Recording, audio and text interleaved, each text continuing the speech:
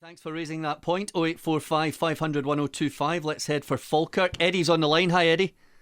Hello. Hi there. Hi, panel. How you doing? Very well, thank Good, you. Eddie. Yeah, when I analyse it and you look back, I mean, I think the Scottish referees, I think the system is actually corrupt, fundamentally corrupt. And I think they've been cheating Celtic for the last maybe 40, 50 years in decisions, and the referees have refereed Celtic games in Scotland.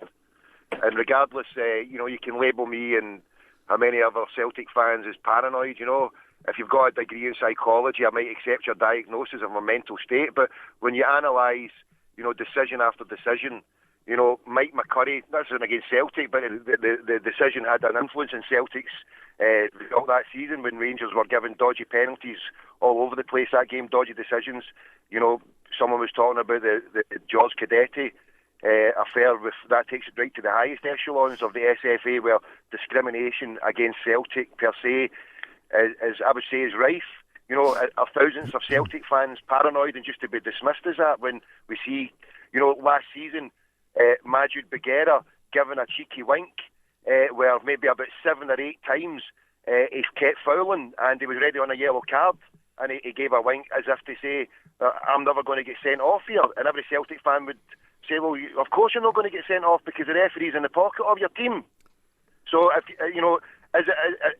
free speech, does it exist? Well, I was on last week criticising Hugh Keevins and I went to listen to it back again and it wasn't on there. What's the problem with Radio Clyde? I know you've censored before in the past from going to a Celtic game and most of your people are hacks who work for the media whose raison d'etre is just to slag off Celtic at every given course. Many do this, it's taking 30 shekels of silver, who are Celtic fans, but the only way they get a job in the media is to come on and be highly critical of Celtic. That's just the way it is when we're living in a country where only 700,000 people are Catholic. So the Eddie. Catholic. No, listen, Eddie, nothing, right? Eddie, discrimination in this country is rife. And Eddie. It's right up to the referees and the SFA. So cut me off if you want and silence me if you want. Eddie, I'm the sports editor here and you weren't cut out of any programme last week. But anyway, I'm going to ask you a question. Is this religious discrimination? Is this racial discrimination? What nonsense are you spouting?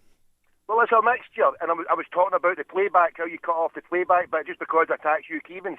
So I would say it's discrimination against Celtic as a club. Go back 50 years. Robert Kelly was told, take down the Irish tricolour.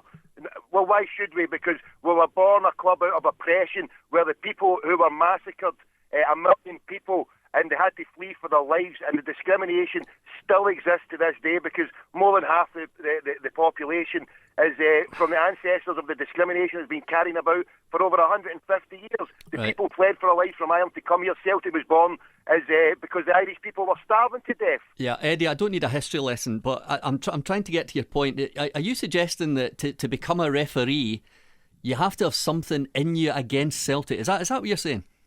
I know friends who have Catholic-sounding names who have been denied a job in coaching for the SFA, have been denied access to any type of progression through any ranks of the SFA, just the account of their name.